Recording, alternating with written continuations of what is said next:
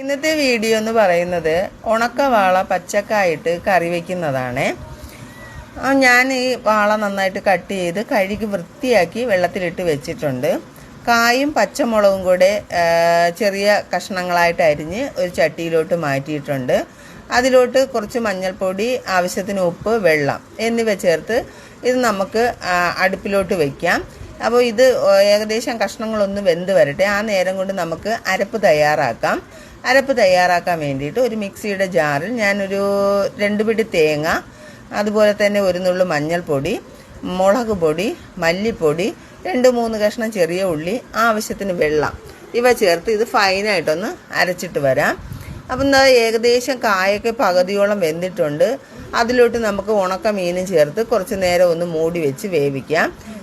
ഞാൻ ഇതിനിടയ്ക്ക് കുറച്ച് വാളംപുളി വെള്ളത്തിലിട്ട് വെച്ചിട്ടുണ്ടായിരുന്നു. നമുക്കത് നന്നായിട്ടൊന്ന് പിഴിഞ്ഞ് അതിൻ്റെ ചാറ് കൂടെ ഇതിലോട്ടൊന്ന് ചേർത്ത് കൊടുക്കണം. അപ്പോൾ മീനിന് എത്ര ഉണക്കമീനിന് എത്ര പുളി വേണോ അത്രയും പുളി ഇതിലോട്ട് ചേർത്ത് കൊടുക്കാം. അതിനുശേഷം നമുക്ക് ഇതിലോട്ട് അടുത്തതായിട്ട് ചേർത്ത് കൊടുക്കേണ്ടത് അരച്ച് വെച്ചിരിക്കുന്ന അരപ്പാണ്. അരപ്പ് ചേർത്ത് ആവശ്യത്തിന് ഗ്രേവിക്ക് എത്ര വെള്ളം വേണോ അത്രയും വെള്ളവും കൂടെ ചേർത്ത് മിക്സ് ചെയ്ത് ലാസ്റ്റായിട്ട് കുറച്ച് ഉലുവാപ്പൊടിയും കൂടെ ചേർത്ത് അടച്ചു വെച്ച് നമുക്ക് വീണ്ടും ഇതൊന്ന് വേവിക്കാം. 2-3 മിനിറ്റ് കഴിഞ്ഞ് നമുക്കിതൊന്ന് തുറന്ന് നോക്കാം. അപ്പോൾ ഏകദേശം കറിയൊക്കെ ഒന്ന് വറ്റി വന്നിട്ടുണ്ട്. അതുപോലെ തന്നെ നമ്മൾ ഇതിലോട്ട് ചേർത്ത് കൊടുത്ത കായും പച്ചമുളകും ഉണക്ക മീനും ഒക്കെ നന്നായിട്ട് വെന്തിട്ടുണ്ട്.